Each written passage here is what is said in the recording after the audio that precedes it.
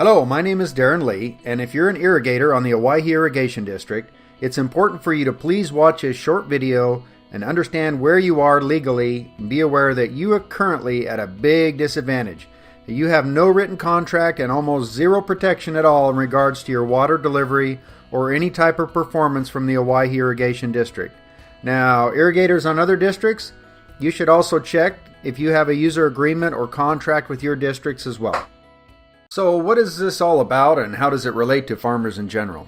Well, first off, realize that you don't have a contract for performance or anything else for that matter with the Owyhee Irrigation District. I mean, at all. If they don't do their job, it's all on you, and that's really been their current position. So you might ask, how the heck can this be?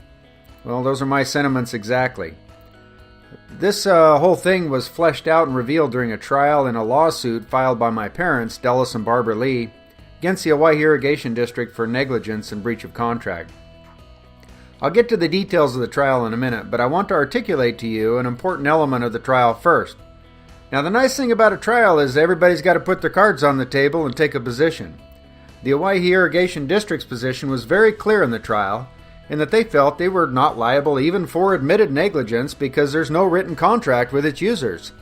And they felt they can hide behind a protection provided by a Bureau of Reclamation contract that covered building the dam back in the 1930s. What? Their attorney even seemed quite glib about that in court. Fortunately, the jury was less impressed and awarded the Lees their full damages claimed based on negligence alone. What came out of the trial, and the jury did agree, is that the Lees or any other user for that matter on the Owyhee District has no written contract to protect themselves. Any and all benefits of not having a contract weighed heavily towards the advantage of the Owyhee District.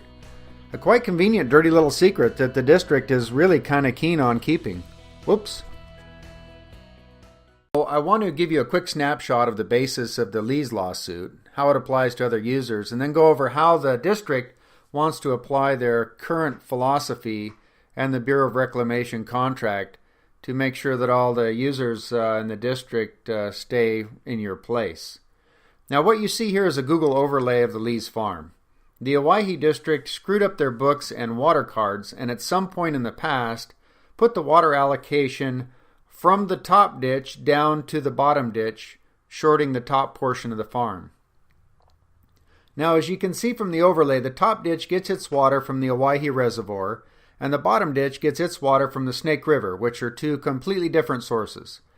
The district does not know when, as they're unable to produce records, but they speculate that in 2013 they moved the water allotment from the top ditch to the bottom ditch. Now, this may not have been such a huge issue except for the fact that in 2014 and 15, those were drought years for the top ditch. This profound shortage is what highlighted the district's accounting error. Now, this may not have ever been noticed if not for the drought. Let's be clear that the drought did not cause the shortage in this case. It was the district screwing up the books. It was incompetence and chronic negligent behavior. The drought just made it really, really obvious. Now, the Lees own the right to the water, paid for the district service to deliver it, and the district didn't deliver it. That's the whole case in a nutshell. So the Lees were paying over $2,000 a year for that particular allotment to be delivered, and it didn't happen. In the private sector, we would call it theft. In government, they like to church it up a bit and call it an error. Now, this error is not like I didn't deliver your newspaper or your package in the mail, but more like I didn't deliver the lifeblood of your operation. Now, Owyhee District claims on their website that's their primary job. Maybe a little bit of false advertising. Well, this story gets even better or worse depending on your perspective, so hold on to your shovel. First, let's talk a little bit about boring contracts. Now, some districts have written contracts with their users, and shockingly, many more do not. Now, if your district's not full of self-serving immoral gangsters, then it may not be a big deal, and there are a good many water districts within the state that work really hard and in good faith to provide water and services to their users. These are all a great example of how small government can be a great asset. $5 question becomes, do I as a user really need a contract with my water district? Well, anyone who has any business sense at all knows it is prudent to have a written contract to ensure adequate protection for both parties in any transaction, as well as guarantee performance and compensation. Now, this can be particularly important with a commodity such as water that's not really a luxury but an absolute necessity to conduct farming operations. Now, most businesses will be considered pretty irresponsible if they just handed over sometimes tens of thousands of dollars without some sort of contract or assurance. If you're on the Owyhee Irrigation District, that's exactly what you're doing. And if you're unfortunate enough to have a district that would use this gap in protection for its users as a weapon against you, you could be in big trouble with little recourse. So what are these legal protection claims that the Owyhee District wants to weaponize against its users? Well, the Bureau of Reclamation built the Owyhee Dam and Waterworks back in the 1930s. And basically they have a repayment contract, and in there is a particular part that holds them harmless from almost anything. And it reads as such: no liability shall accrue against the United States, the boards of control, or the districts, any of their officers, agents, or employees for damage, direct or indirect, arising by reason of shortages in the quantity of water available through the project works, or interruptions in water deliveries to lands in the district resulting from drought, inaccuracy of distribution, hostile diversion, prior or superior claims, accident to or failure of facilities of project works, whether or not attributable to the negligence of officers, agents, or employees of the United States Boards of Control or the districts, or other causes whatsoever kind. Now, I'm not an attorney, but to me this means that if the dam breaks, then you can't have every user suing the government. I get it, acts of God, crazy weather. Sounds reasonable as these things happen. If there is no water in the reservoir due to drought, you can't sue the government. You cannot give what you do not get. Sounds reasonable also. I am quite certain that if anyone understands Mother Nature and her fickle ways better than any other profession, it's gotta be a farmer.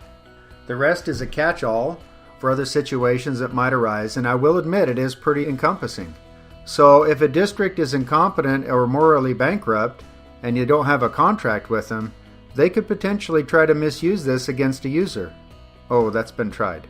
Now, most people would agree that if a doctor was to make an error and cut off your oxygen, and you died, that he would be held liable no matter what the laws were at the time and what were in place.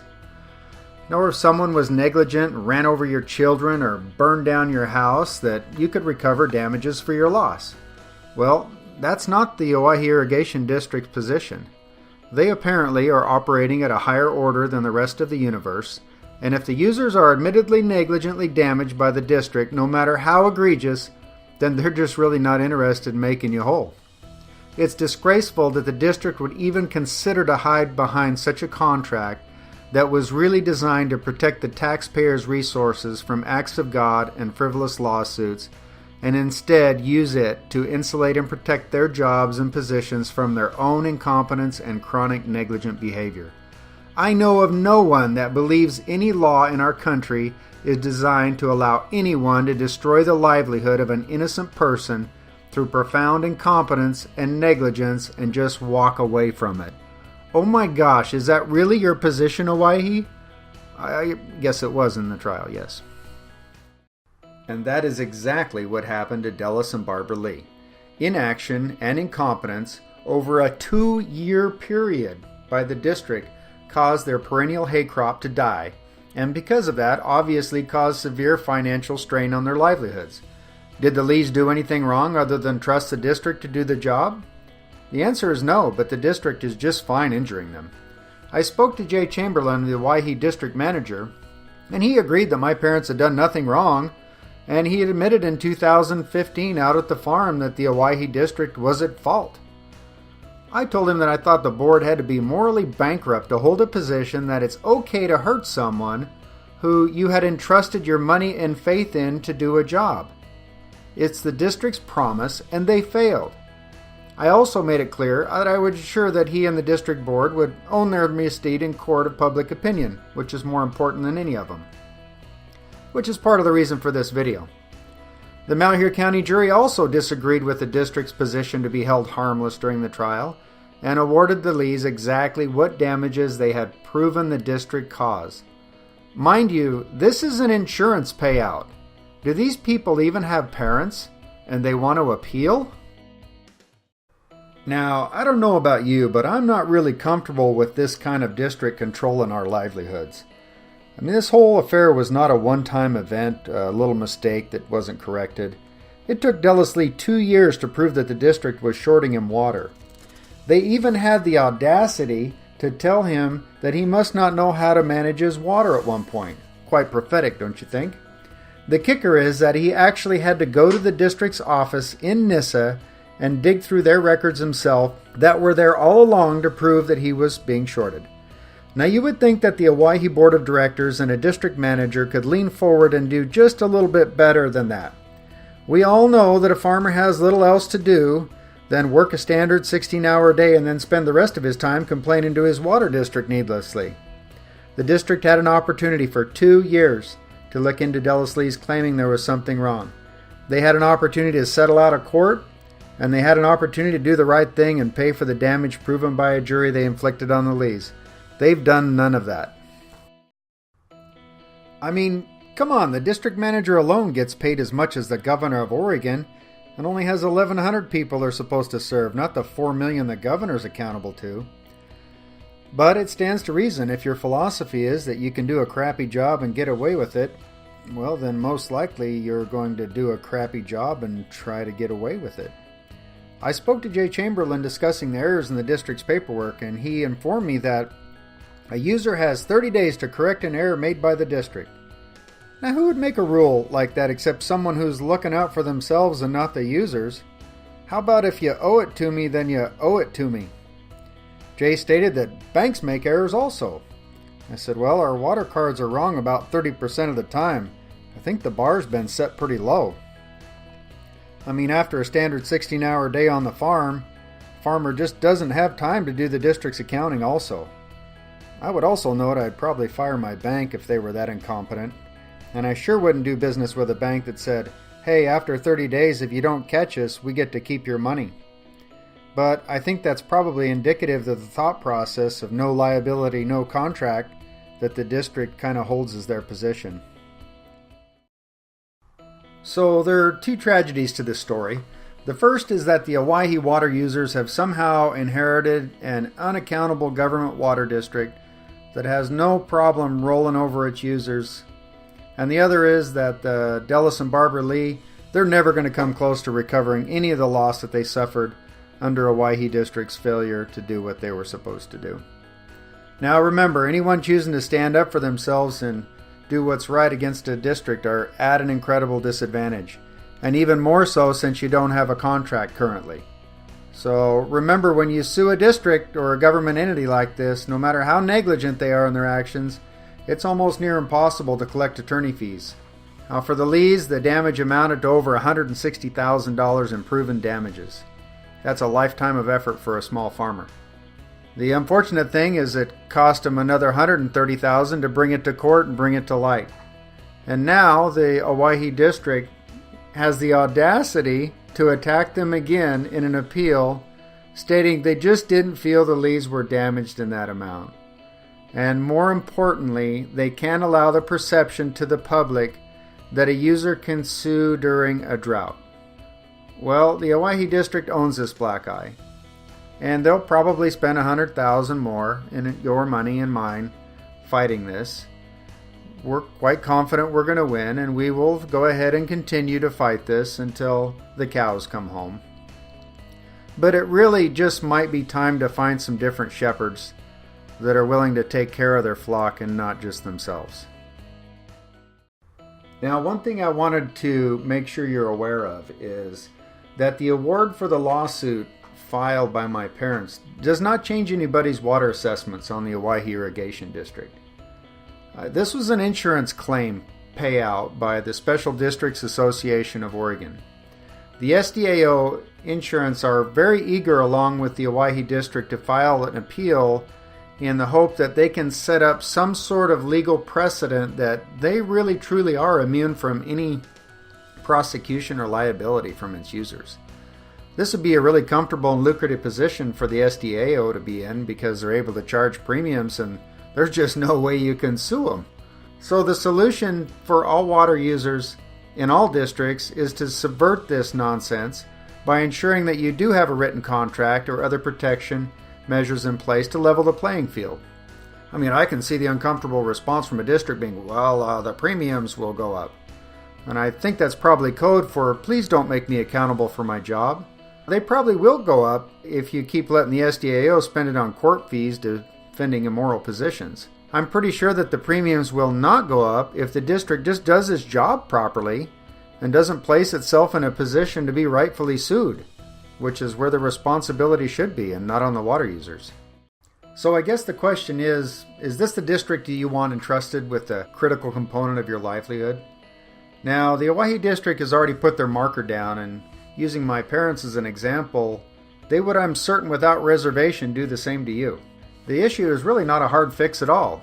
Let's get a contract with the district and put them on notice that they actually work for us and not the other way around. You're now armed with the truth and facts. Call the district and ask them if what's presented here is true and if that's their position. But if you do nothing, then when your turn comes, you'll just have to take it on the chin. There's no reason we shouldn't level the playing field and protect ourselves and families by demanding a reasonable performance contract from the Owyhee Irrigation District. For comments or more information on how to make this happen, go to Facebook at Owyhee Irrigation Lawsuit. Let's have some smart open dialogue on how to repair integrity and fairness to our district. It's our district anyways. I'd like to thank all the district committee members for helping me put this video together. They brought up a lot of other issues they'd like to address in the future to make sure that our district is a lean, professional, smooth-running district. So more videos to come. If you have a story or would like to be a part of the committee, then give us a shout out on Facebook.